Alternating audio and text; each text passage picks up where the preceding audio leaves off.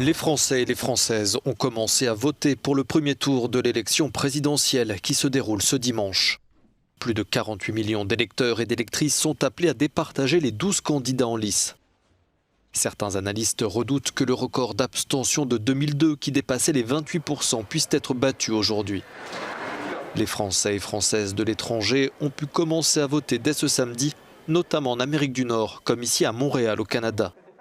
Certains électeurs regrettent de ne pas pouvoir voter électroniquement. Le vote électronique aurait été quelque chose qu'on aurait apprécié, mais vu qu'il n'y en a pas pour les présidentielles, on s'est déplacé pour voter.